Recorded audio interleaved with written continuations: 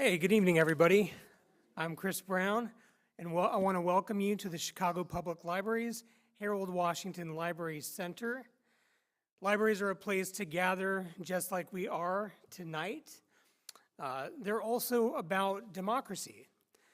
Libraries expand our access to opportunities, to resources and information, which is why we're especially honored this evening to be hosting University of Illinois Chicago's UIC Political Science Professor and former Alderman Dick Simpson to speak on his new book, Democracy's Rebirth, The View from Chicago. Dick will be joined in conversation by Chicago's own champion for inclusivity and equity, Mayor Lori Lightfoot, who of course also wrote the foreword for Mr. Simpson's new book. I want to thank our longtime partners, the Society for Midland Authors, for making tonight's conversation possible. I'd now like you to please join me in welcoming Midland Authors Program Coordinator and award-winning journalist and author Greg Borzo to tell you more about tonight's program.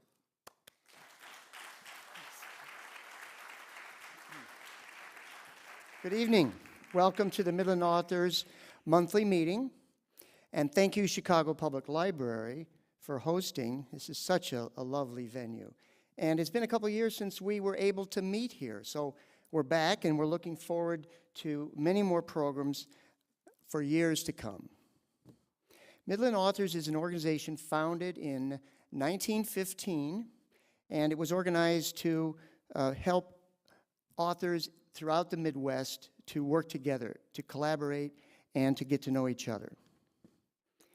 So for more information, please visit our website, midlandauthors.org, or pick up a brochure like this one that's on the table there in the rotunda.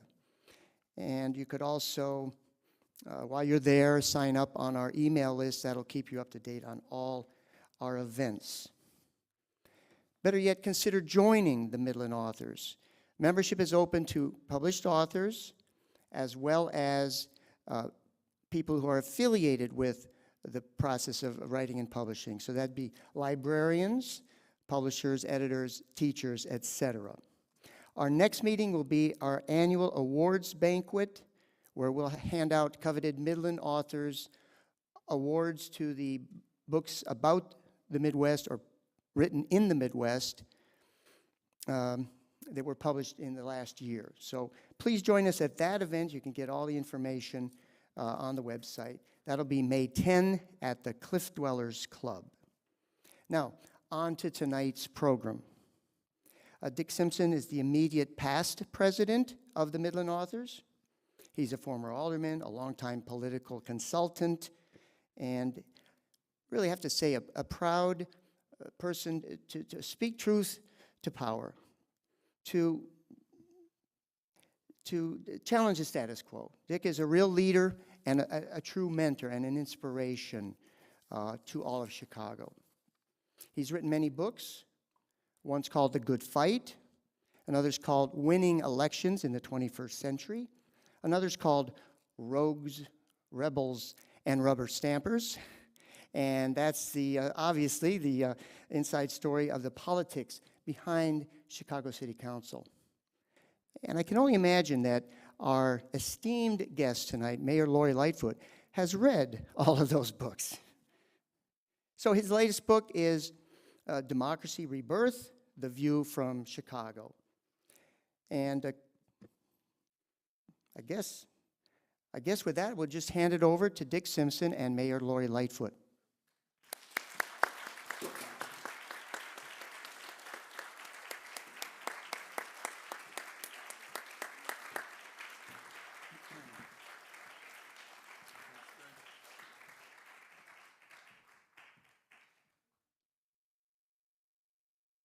Thank you. The mayor was. I wanted to take just a moment to make some introductory remarks, and she'll be joining us.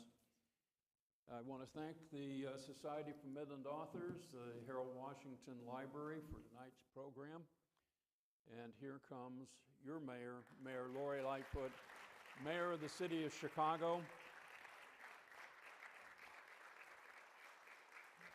I could give a long introduction, but then we won't have time for the program. I think the simplest thing as a politician to say is she won her last election with 74% of the vote and every single ward in the city of Chicago, which is a feat that has very rarely been duplicated in all of Chicago's history. Most especially, I want to thank her for writing the foreword to the book and being part of the conversation tonight.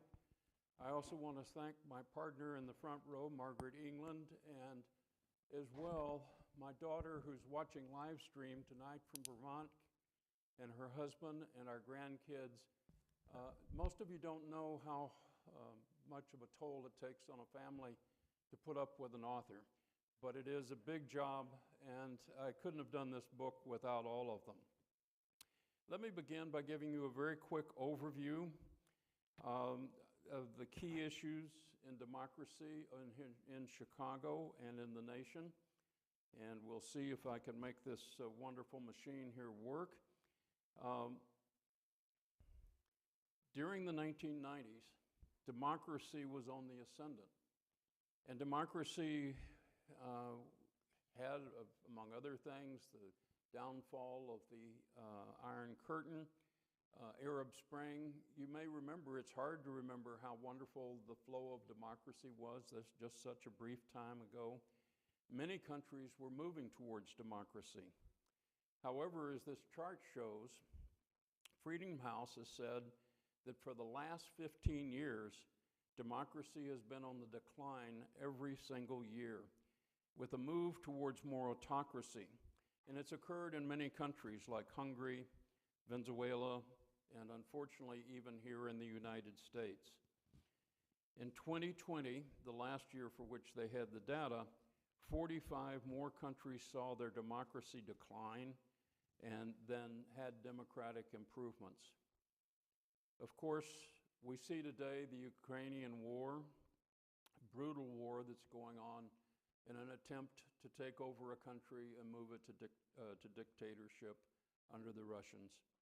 And we have in our own country the insurrection, which occurred on January 6, 2021. In my book, Democracy's Rebirth, which is the topic of our tonight's discussion, I try and discover how democracy is being reborn locally here in Chicago as well as nationally. And why Chicago, besides the fact I live here and the mayor lives here and most of you folks live here? Chicago is the epitome of the nation. We reflect both the best and the worst of American society. For instance, we have too high a crime rate. But at the same time, we're a global city and we've become the global capital of the Midwest. What we're trying to achieve is a multicultural, multiracial society that is a democracy built on political and social equality. And this is a great challenge. Societies with different cultures, religions, and ideological beliefs and conflicts frequently fall into civic war and civil wars, like the Great Civil War that we had in the 1860s. Within the broader challenge of maintaining and improving our democracy in a multicultural society, I want to discuss, and we won't get to all of them tonight, but I do in my book, 8 major specific challenges, and there are more in each of the chapters. The first challenge is racial and income inequality. Second, systemic racism. Third, big and dark money in politics. The low level of citizen and voter participation. The terrible polarization and politics of resentment we suffer under. A very familiar topic in Chicago, political corruption. And structural problems like the Electoral College and the Senate filibuster. Current crises such as the pandemic and our crime and our economic recession and our coming economic inflation, all of these are challenges we have to deal with. So, Madam Mayor, I thought we'd begin our discussions of the challenges to democracy with the problem of income and racial inequality here in the United States and in Chicago in particular. As you know too well, the 10 richest communities in our metropolitan region are all white and in the suburbs like Kenilworth. The 10 poorest are all black and in the area of the old CHA housing like the Robert Taylor homes. And particularly frightening as well, we used to have 4 decades ago, 42% of our communities were middle class. Now only 16%. And I know you're very familiar with this and that you're struggling with this and that you really are concerned about it. So I thought maybe you would like to help all of us understand these challenges of income and racial inequality in our city and nation. Well, first of all, thank you for writing the book and inviting me to be here tonight. And I also say, I understand that this is the first author event live that the library has had. I've had the privilege of being here on many nights, mostly sitting in the audience and listening to others. So it's a humbling and great experience for me to be here with you on stage. The question you pose is, I think, frankly, one of the key issues that every urban center in the United States is facing. How do we face the hard truths of racism and segregation and all of the consequences that flow from that?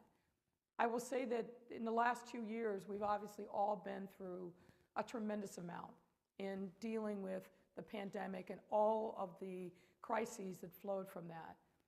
But one of the silver linings, if I can call it that, is it's really compelled us here in the city of Chicago to a real reckoning around racial inequality. And the reason for that is simple. We were seeing black and brown people die and get sick at disproportionately high rates as a result of the consequences of systemic racism, the lack of investment, the lack of access to affordable, high-quality health care, and the list really goes on and on. So we had no choice but to deal with those historic issues because they were manifesting themselves in the present day, and I've said it, flashing like a neon sign. So we know that poverty is at the heart of a lot of the issues that we're facing in our city, not the least of which is the public safety crises that we are weathering right now. But if we don't deal with the root causes of it, which is poverty, racism, and all the consequences of that, we're never going to truly be a great global city. We're not going to grow our population. We're not going to reattract and keep the middle class. We're not going to keep young people in the city. So for me, dealing with these issues isn't a nicety. It's not because I'm a social progressive, which I am, but it is also mission critical to who we must be as a city now, tomorrow, and in the future.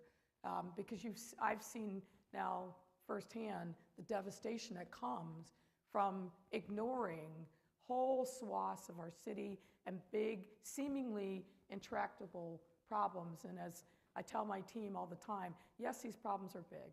Yes, they absolutely are decades in the making, but as the saying goes, how do you eat an elephant? It's one bite at a time. So we've got to be intentional and determined and persistent in addressing these issues, and that is simply what we absolutely are about with the level of investments. We're fortunate, of course, to have more money in the city of Chicago at our disposal than maybe ever, but certainly probably since the WPA. And this is our moment to make transformative investments in the lives and the places of our city. And that's what we're about. And in the book, I try and tell the story nationally. I use Chicago and the problems we have of income inequality here and the frightening disappearance of the middle class. And the reason that's important, besides the fact of the inequality and the devastation, is even since Jefferson, all of the founding fathers and forebearers understood that you can't have a democracy without a middle class, that people had to feel secure, that they had to feel that they had something invested, that they owned something, that it mattered what they did. Otherwise, you would be divided into just the very rich and the very poor. And that's unfortunately what's happened in the country today. We're getting the very rich and we're getting the very poor. In the book, I just mentioned, I go through all the statistics about how many rich people there are and how many poor people and all of that. But one thing that just is really so striking, under Dwight D. Eisenhower, the tax rate was 66%. The official tax rate today is 33%. And nobody in the country is paying 33% of their taxes by the time you look at the tax returns. It's much, much less. Even the president, who's an honorable person, is only paying 25%, and he's got a significant income. So we're going to have to readjust the tax policy, and a lot of people don't like to hear that because they think, well, I've got to pay more money. But I think democracy is worth more. I think we have to make an investment. But since we sort of got off on the topic of money and the disparity, I know Mayor Lightfoot, like all political candidates, and I remember only too well myself running for Congress particularly, the influence of big money and dark money in politics. In your mayoral campaign, you had to raise $5 million the last time. If you should decide to run again, you would have to raise $10 million. And that's shocking, but you know, it's different if you're running for president. You have to raise $1 billion. If you're running for Congress, you have to raise $5 to $10 million. If you're running for senator, you have to raise more than $20 million. I don't know about you folks, but I don't have all of that in my back pocket. You know, so how are we going to have that? But it struck me most when I ran for alderman the first time. It cost me $25,000. I didn't pay it all. I had friends and others who contributed. $25,000. When I ran the second time and beat the Daily Machine, you know, full out direct fight with the Daily Machine, it cost me $35,000. So if you're going to raise this kind of money, you have to turn to people who have it. And I was wondering your reflections about that, and then I'll talk about what in the book I recommend to solve the problem. But I know I don't think I've ever met a politician or a public official who likes raising money. Congressmen spend more than 2 hours a day just on the phone raising money for their next election. They're not governing for us. They're raising money so they can stay in Congress for whatever reason, good or bad. But anyway, I wanted to give you a chance to reflect on it. It's always been a horrifically corrupting system. And since the Supreme Court's, I think, ill-decided decision in Citizens United, it's just gotten that much worse. And at the municipal level, we definitely feel those pressures of where the money is going to come from. And I was fortunate in the first election. We didn't have much, and frankly, wrote myself a $250,000 loan because I could afford to do that. But absent that, wouldn't have been on TV. TV is horrifically expensive in a market like Chicago. You think about the amount of money that you've got to pay to have decent consultants to do the polling, to do the field work, the media. I mean, that's a whole nother expense. And then when you know what it costs, because of the hard costs that are there, then you got to figure out, well, where do you get the money from? And there are only a few sources, depending on which part of the political spectrum that you're on, where you can raise large sums of money. So it becomes this corrupting process because nobody writes you a large check out of the goodness of their heart. There are a few people that do, but most don't. And if you're looking at institutional donors, and by that I mean, on the left it's unions, on the right it's lobbyists from various industries, they want something for their money. There's no question about it. And you've got to have the strength of character to resist that quid pro quo. Because in many instances it's real direct. I'll write you a check if. I'll do this if. Some instances it's much more subtle. But just the process, as Dick just described, if you're a congressman, you're never not running for reelection.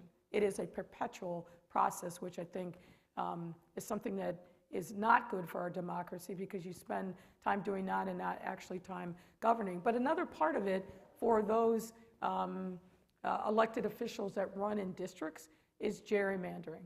It is one of the worst things about our democracy, and I'm biased because I've spent a significant amount of time in my former professional life as a lawyer fighting against gerrymandered mapping systems, but it is the lack of competition and the process by which, in most instances, the incumbents draw the maps for themselves to avoid any competition, to take out a competitor in their house and just draw a line around it. And the mapping software has gotten even more sophisticated than when I began in working on this stuff in the 1990s. All of those things together, and then you add social media, and then you add the seeming lack of interest in compromise. It is a corrupting system that, frankly, is undermining our democracy. And I think Dick and I share this. Public financing is the only real answer in putting some limits on the amount of money that people can spend in an election. Not easy to do, as we now know from Citizens United, but if we don't get our democracy back from this cycle of money, we are going to be in an even worse position than we are now, because it is a total hustle. It distracts from everything else. And what you see too often, and I'll show my bias, but particularly at the federal level, it is hard for people to resist the pull of the money and the connection between the money and the policy. And what we're seeing is not citizen politicians or representatives. We're seeing representatives of the moneyed interest in Washington, D.C., and it subverts people from doing the right thing because it's the right thing to do. And the mayor's quite right. In the book, I do come out full-throatedly for public financing. And not everybody quite understands how that works. It normally works on a formula that those who make small contributions under $250, that once a candidate reaches a certain threshold of those, that the public government will add 5 times that amount, or in some cases 6 or 8 times or 10 times the amount. And it's not untried. It's being done in other parts of the country, like Maine or New York City and so forth. I could list them, and I do some of them in the book. But you don't have to, if we have public funding, you don't have to raise the top dollar.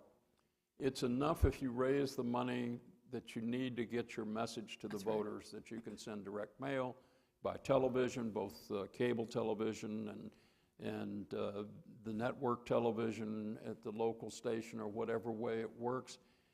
You can actually run a campaign successfully on less money, but you can't run it on none. And in terms of gerrymandering, we've been using independent commissions in various states in the country for decades, and we know that it works. And I was part of the process with helping train up the independent commission on the current ward map in Chicago. And I'm still hopeful that there'll be a compromise in which those basic principles of compact districts that are contiguous, that don't divide communities but allow a community to be part of a single district and have a voice, those are relatively easy. We have statistical tests now that will tell whether a district is compact or not. We didn't used to. And when some of the early decisions of the courts were made, there wasn't a standard. They say, well, we don't want the court to make these decisions. Now, these are available, and it is possible to tell objectively whether or not the mapping is fair, or whether it's been gerrymandered. But I wanted to turn to a couple of other questions. One is citizen participation and citizen involvement in policy making. I was honored to be part of your transition team. I worked in the ethics section, the good government section. But there were 400 people on the transition team, 10 different committees and hearings held in the neighborhoods and so forth.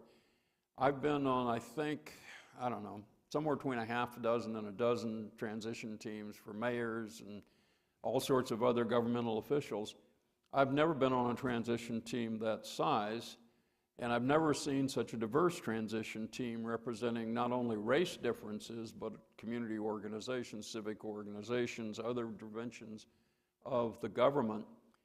I know you've done other experiments, and I'll just recount the one, I'll recount the one I did when I was alderman, and then I'll ask you what you've done and what you think might be the next step for citizen participation in Chicago and nationally.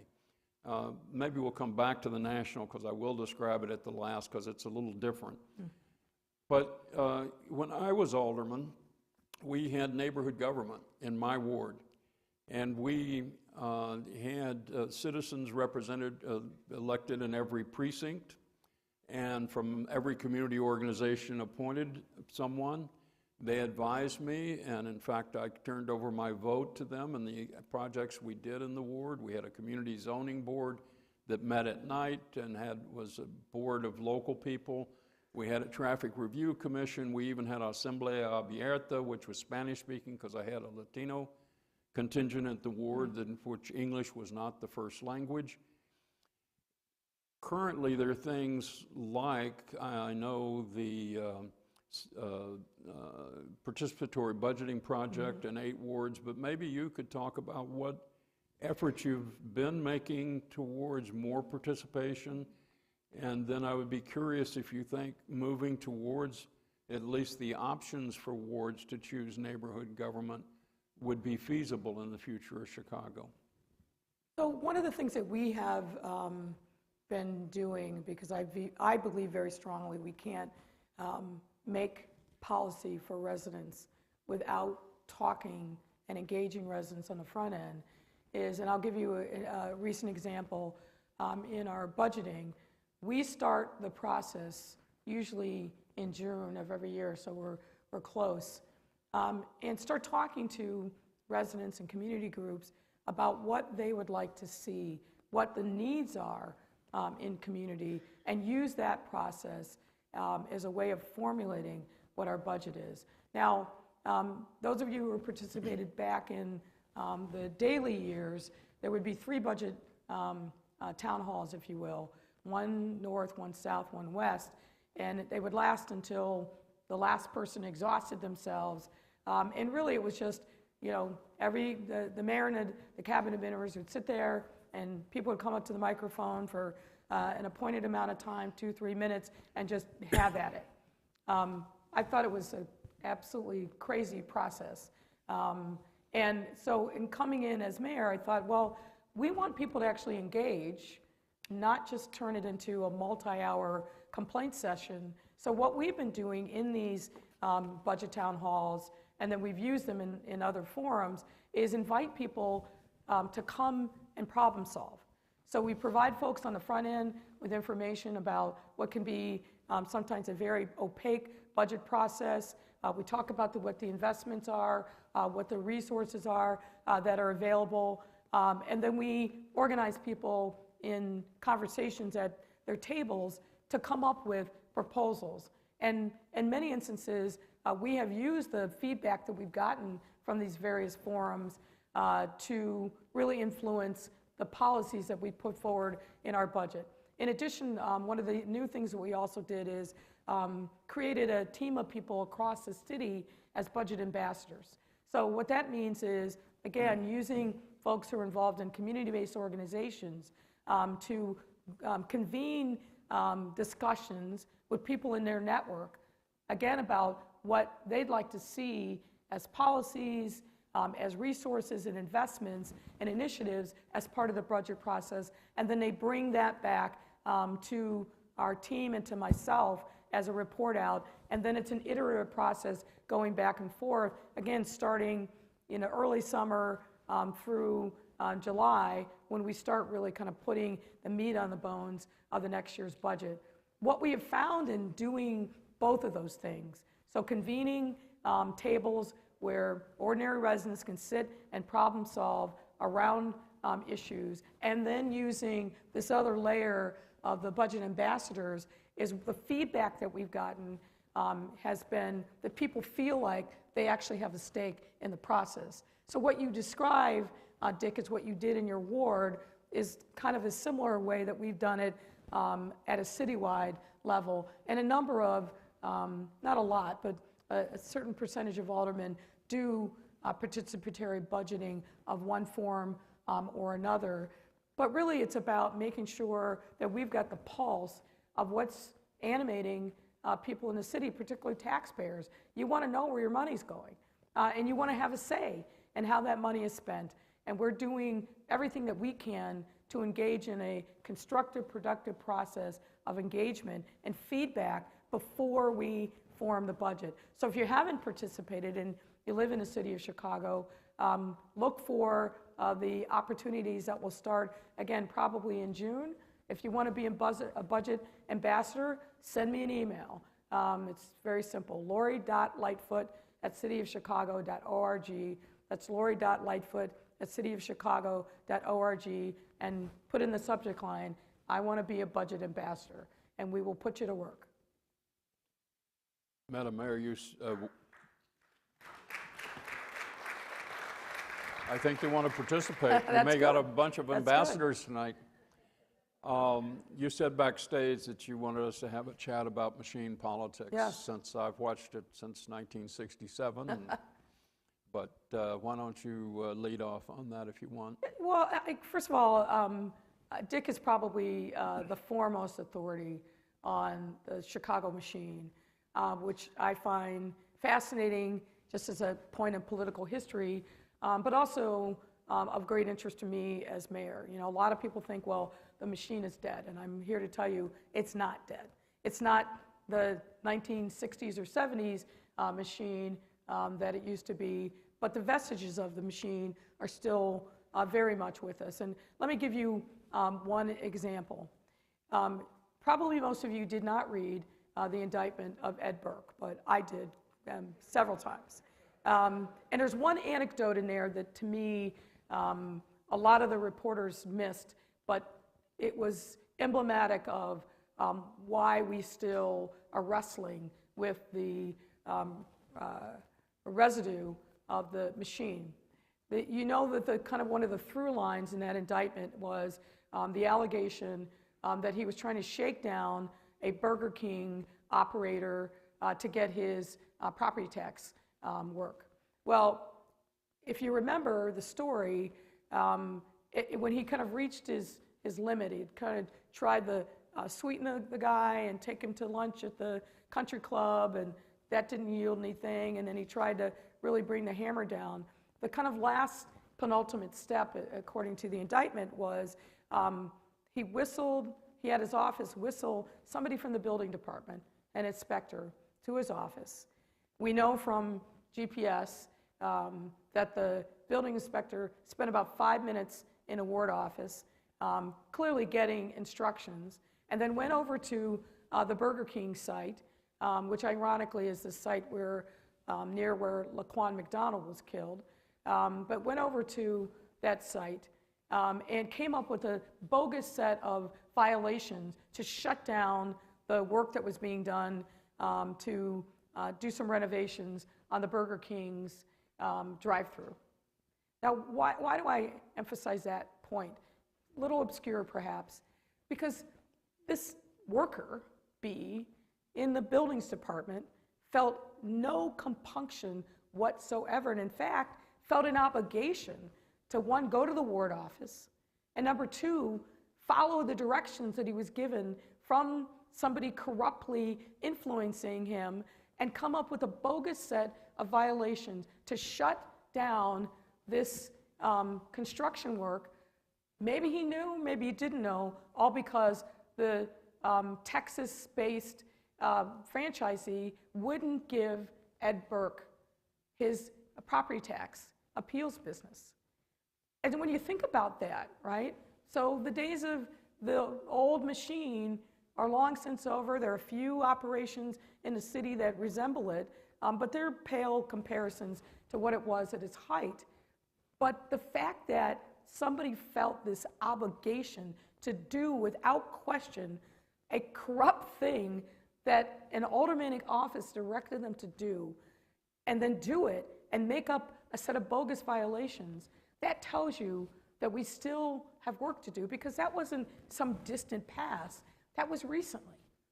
And so what I worry about as mayor, not as a top line thing, I'm, I think done a pretty good job of appointing commissioners and deputy commissioners who understand that this must be a new day and that I'm doing everything I can to be the good governance mayor. But what I worry about is the vast majority of the 30,000 employees in city government, particularly those that can make or break a business, a zoning decision, and so forth. Have they gotten a memo? Or are they still beholden to a legacy of the machine that compels them to do what this person did? And then more recently, reading the Madigan indictment, 106 pages, you see this manifests itself in a lot of different ways through that as well. And again, recently, not something that happened in a bygone era. So the corruption that still permeates, I'll say small c corruption that still permeates certain aspects of city government is something that we are continuing to wage a war against, but it's a challenging one because it's not as obvious as it used to be, and it's more insidious and more challenging to root out. So I spent a lot of time talking to my friend Dick Simpson about what's the next frontier that we should take on in ethics reform so we can get at those frontline workers who have to have an obligation that they serve the people, not a politician. So in the book, I have to spend a whole chapter on corruption, and it takes a fair amount of that chapter just to describe Chicago. I mean, since 1976, we've had I may get this wrong, 2,200 people convicted of public corruption in the state of Illinois. 1,800 of them have been here in the metropolitan region, and a good proportion of those in the city. Corruption tax, or the cost of corruption, is $500 million a year. Think, Mr. Mayor, or Madam Mayor, if someone wrote you a check for $500 million, what you could do in addition for the city. So it's a big deal, and it's not only that we've lost people who lose lives. I think not only of the children under George Ryan who lost their lives because of people's driver's licenses, but the porch collapses that happened because of an inspector who got a bribe, or the nightclubs where people died in fires because the doors were chained and no inspector had forced them to live up to code, and on and on and on. But in the book, I also explore some other things. You can have corruption even if everyone is individually honest. And I use a number of examples in the book that I borrow from other political scientists. By the way, what I do in the book, besides trying to talk about the specifics of Chicago and how that reflects the national problem, is I bring together what I think is the best efforts by political scientists and scholars around the country over several decades of what we should do about it. And I offer 25 different solutions. And we can't all work on all 25, but we can each pick out one that we can work on. And corruption is certainly a major one. I know on the transition team, one of the things we had hoped, and the first executive order you signed was the aldermanic privilege executive order, which was a major step forward in the history of our city. But it's probably time in the area of zoning. What the way the transition team formulated it is, aldermen ought to have a voice because they frequently speak for their community. They understand what the effects of a particular change. Zoning tells you what you can build, whether you can build a high-rise or you can build a single-family home or anything in between. And aldermen are well-positioned, if they're being honest and fair and representing their community, to articulate, no, that's a terrible idea because the traffic's going to be this way, and the downtown planner doesn't see that. They're looking at this huge map. So they need a voice, but they don't need a veto. That's right. And so the problem of drafting legislation that somehow gives them a voice but not a veto, and the harder problem, getting 26 votes for it, which is the tricky part of that task, is one example of what can be done. And I won't go on with all of them, but I do think we can make steps forward. And I'll just give a couple of other quick statistics from court cases. The Shachtman decrees, when they were first begun, found that there were 35,000 patronage employees in local government, not all in the city, somewhere in the Park District and on, all those other branches of government, the Metropolitan Water District and so on. 35,000 patronage workers. In the Storage case, at the height of the Daley administration, there were 5,000 patronage workers. And that number has continued to go down consistently. By patronage worker, we mean someone appointed to city government for the political work they do, not because they're qualified to be an inspector or whatever position they hold. So I guess the good news is we are making progress. The bad news is we're not done yet. And corruption undermines, because at the end, it's not just a cost in money. It's not even a cost in life. It's a cost that comes in the faith in government. Citizens no longer trust the government. They don't want to pay their taxes. They don't want to obey the laws. They don't want to support with their vote. They don't turn out on election day. Well, if I can just add Sure. a couple of real live examples. When I was running 3 years ago, 4 years ago, one of the things that I consistently heard from folks is about business signs. Business signs. And I thought, what I was hearing was, it would, in some instances, take years, with an S, to get a simple sign on a business that opened in the city of Chicago. I didn't believe it. I thought it was ridiculous. But I kept hearing this over and over and over. Every chamber of commerce that I spoke to, every small business organization.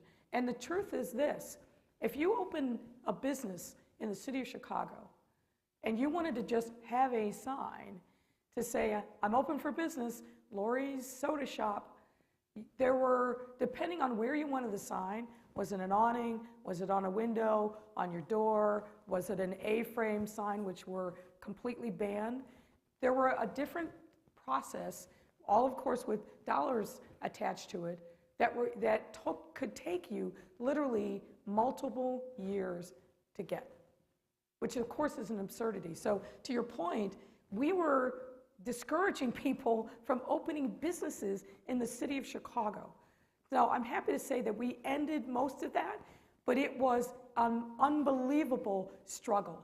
We had to come at this multiple different ways. We finally got over the threshold last summer, but not without some fine, upstanding aldermen saying, why would we give up our right to determine via ordinance what a business can do with its signage? So it's something as mundane, but to a business, a lifeblood as that. But I'll also go back to the point that I made at the beginning. This, who gets what, and are you my political opponent or ally, has led to many of the crises of what we saw manifest itself through the pandemic. There's a reason why neighborhoods on the south and the west side were starved for resources, and it was all about power and clout, and frankly, what historically people were willing to do to either support or sell out their neighborhoods. And that is the real deal of Chicago. And let me just also make a little personal point. This is going to be the fight in the next election. It is about moving forward or returning to a status quo that serves some people at the expense of the many. And I wanted to just follow up. There are many other points in the book and many other things we could discuss, and I'd love to do that, but the mayor has some other obligation. I can't understand how that could happen. But crises, the previous mayor said that you should never let a crisis go to waste, and he was correct. He was quoting other people, but still, his point is absolutely valid. We've had great crises. The pandemic, the first time I came to a meeting like this was April 12th for the Harold Washington event in the library. I'm thankful all of you are here and brave the end of the pandemic to come tonight. But the pandemic was a crisis, and we're coming out of the crisis. The economic recession was a terrible crisis, and we're still having part of that. But these crises, the January 6th crisis, these crises give us the fuel to move towards democracy. And this is not going to be a quick fight. My colleague, thrice convicted Alderman Verdoliak, said on the floor of the City Council when I was alderman, if you're going to fight the machine, you better bring lunch. So this is a long-term fight. We need all of you in it to save democracy. And because we're talking about democracy, Greg's now going to pull out of his hat all of your fine questions, and either Lori or I will answer them. Great, yes, and thank you so much for your questions. Dozens of questions. We won't get to them all, and a couple have already been addressed, such as the ward remapping process. But here's a good basic question to start with. Why aren't more people voting in Chicago's elections? Talk about democracy. I'll start. People vote because they believe in something, and they believe that elections are going to matter, and they believe in a candidate or an issue. That's why people vote, and we've got to give people a reason to vote. We've got to get people motivated to care, to feel like their vote is going to actually make a difference, and then we've got to continue to engage our residents and our voters in meaningful dialogue. Now look, the truth of the matter is the average person is working hard, taking care of their family, got a lot of other issues in their personal life to deal with. But we've also got to make it simpler for people to be able to vote. And we don't have some of the problems here in Chicago and Illinois that we're seeing manifest themselves all across the South and some of the other red states. But it's discouraging when people feel like their ability to just go to the polls and vote is being threatened or challenged by folks that want to suppress it. So there's a lot of atmospherics that are happening right now, I think, in our democracy. But fundamentally, we got to give people a reason to care that their vote actually makes a difference and make it easier to vote. You know, Dick has written a lot about this. There are a lot of countries that give people the day off, or the vote is on a Sunday and not during a work day. So I think there's a lot of things that we need to think about, making sure that our democracy functions better. But fundamentally, it's about, do you care? Does it make a difference? And you know, what I'm trying to tell my 14-year-old is, when you get that opportunity, you got to seize it. Because if you don't, you're giving your power to somebody else. Pure and simple, you are. But people have to believe that. And I think we've got a lot of work to do to make that happen. But let me give you one hopeful example. At UIC in 2012, in the presidential election, 42% of our students voted. In the next election in 2016, 55% of our students voted. This last election, more than 67% of our students voted. Must be your teaching. It was my teaching alone. We engaged in a civic engagement activity, but we also got the Board of Election to open an early voting site on campus. We've changed where the polling places were. We got automatic voter registration.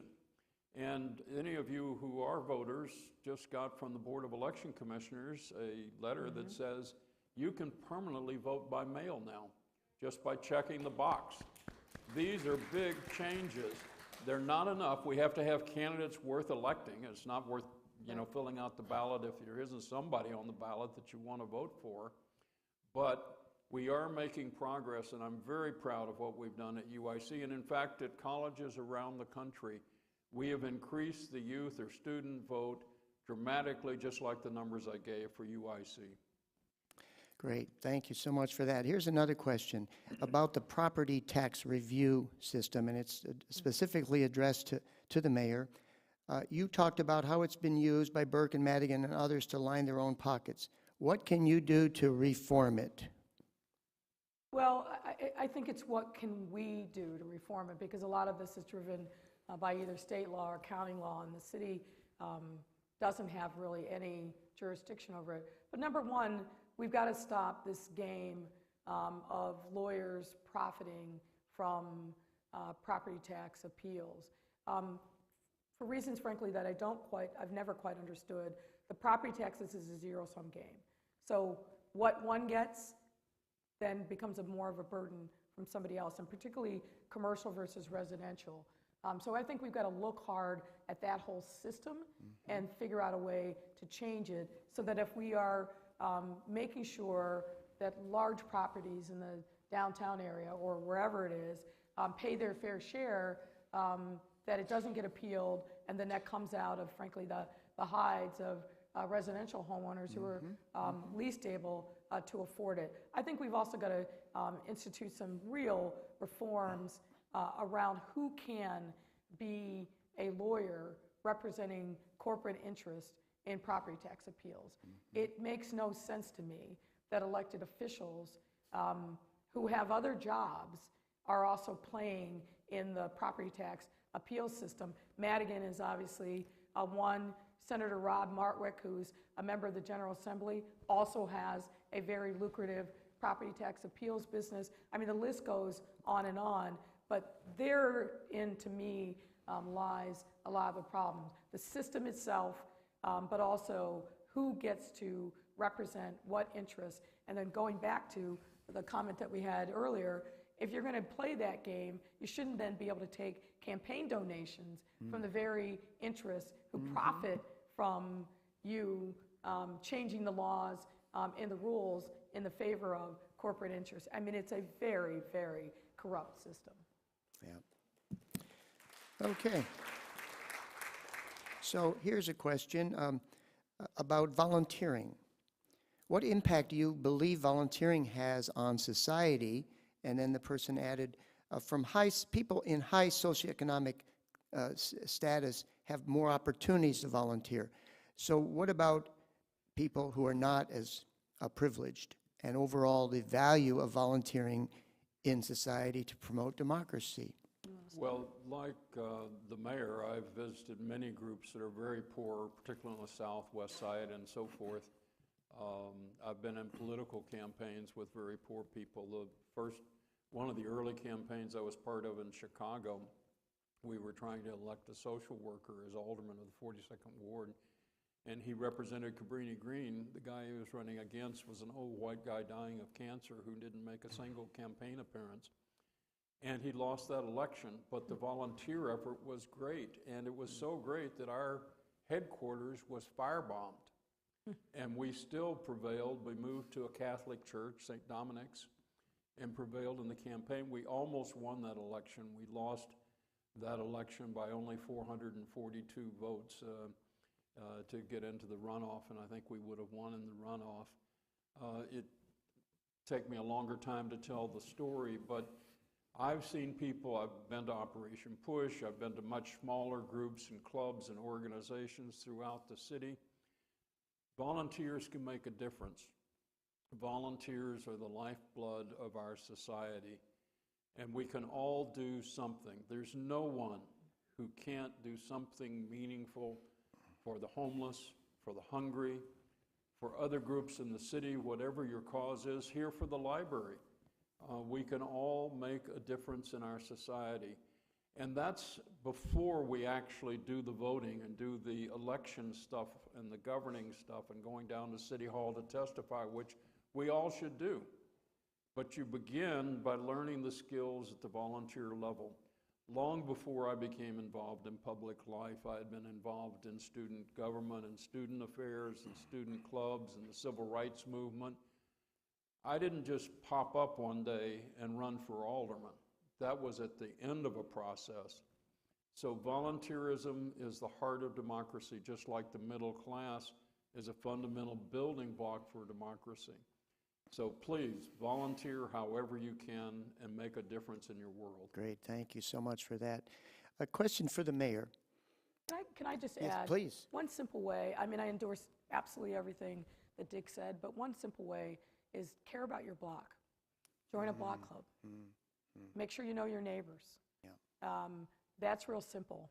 A couple hours a week and getting to know your neighbors and caring about what's going on your block would make a tremendous difference. And of course, there's a range of organizations across our city that would love your talent, your time, whatever your energy you're able to give. But if you don't have a lot of time, start really simple. Join your block club or start a block club. Or your if one apartment doesn't building or your condo building, the local is what you're saying, Yep. your immediate neighbors. Yep. Very good, thank you, that's a great point. But this is a question directed at you, Mayor Lightfoot. What would you like to say to the members of the Midland Authors? And how can they contribute to the things that you've and Dick have been promoting, the goals you set out for us tonight? Well, I had the great fortune when I was a very young lawyer to go to the Cliff Dwellers Club. Cliff Dwellers. Because one of my partners was a member. Look, I would say this. I think it's really important for people to find their voice. And we all find our voice in very different ways. And if you're talented enough and have the energy to write, it's a gift and a luxury. But absolutely do it. And frankly, it's something that I fear that we're losing in the 40 characters or less world that we seem to be in. Yeah. We need to get back to being able to express ourselves in thoughtful ways. So I appreciate that very much. no, yeah. I The think Twitter, it's the world of critically Twitter is important. really too short and too, just too simplified. Yes, agreed. Yeah. Great. Question for both of you. How will democracy's rebirth affect me in Albany Park? Or pick your neighborhood. In any neighborhood. Democracy's rebirth will affect you because you'll be able, perhaps for the first time, to direct the course of your own community, to be able to make sure government functions on your behalf and your neighbor's behalf, and not for the rich, the powerful, the corrupt, the machine politicians who have been ruling over this city for more than 150 years. So democracy is our chance to make our voice heard. And it's something we all have to grab hold of. It's something that we're in danger of losing. You've seen on television what's happening in the Ukraine. You've seen what happened January 6th. We do not have a secure democracy. And in fact, I've joked with my class, democracy is a good idea. Maybe we should try it in America. Well, the fundamental tenets of our democracy really are premised upon an agreement around a common set of values, and one of which is our participation. There's a reason why we're called participatory democracy. We can't continue to sit on the sidelines and let a small group of voices on either the left or the right that don't necessarily speak for, I think, the vast majority of folks in this country. And again, I recognize it's hard. It takes time. And in many instances, it's fraught, particularly in today's climate where if you disagree with someone, too many of the people that are involved in civic discourse, not civil discourse, but civic discourse, think that the way that they win is by villainizing the other. That's not what our democracy is about.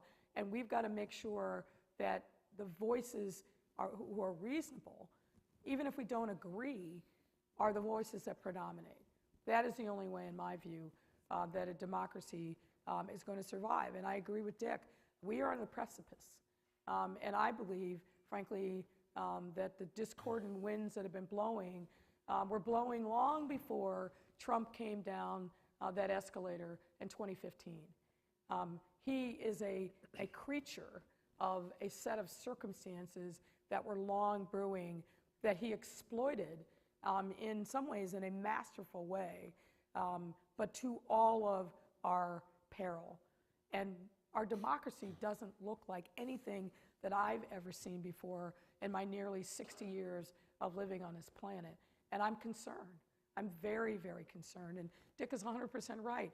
It is fragile. And we didn't think I never thought in my lifetime that I'd see something that happened on January 6th. The complete defilement and desecration of not only the icon of democracy for the world, but now what's happened is the whole reconstruction of history, that this was just an okay thing and political speech. That is not what that was. It was treason. It was an insurrection that has to be met with real accountability. And we have to thank the Department of Justice for rooting through these cases and holding folks accountable. But what we need to do, I think, as voters, is hold elected officials accountable who are denying the realities of what happened that day. Because it's not just about that day, it's about their disbelief and, frankly, cynicism about the core tenets of who we are as Americans and the subversion of our Constitution for their own political fortune. We've got to continue to speak out and demand a lot more. It's harder to do from where we sit in Chicago and Illinois because we are in a mostly blue state, although parts of the southern Illinois that would take great issue with that. But we've got to continue to raise our voices and demand accountability, certainly among elected officials, but demand accountability amongst ourselves and not be so discouraged by what we see in the 24-hour news cycle that we fade to the recesses. Because politics, elections are going to happen whether we participate or not. And if we don't participate, as I said before, we're ceding our power to somebody else who invariably probably doesn't have our best interest at heart. Wow. On that note, I'll just mention that you all should pick up a copy of this book, and Dick will be signing copies up in the rotunda. And I have a little token of appreciation from the Midland Authors, these beautiful mugs. Thank you. And both Lori and I will make good use of this with lots of coffee to Yes. stay awake. Yes. Good deal. So we are on a hard stop. The mayor has other business. So join me in thanking both Mayor Lightfoot and Dick Simpson. Thank you, Lori. Thank you.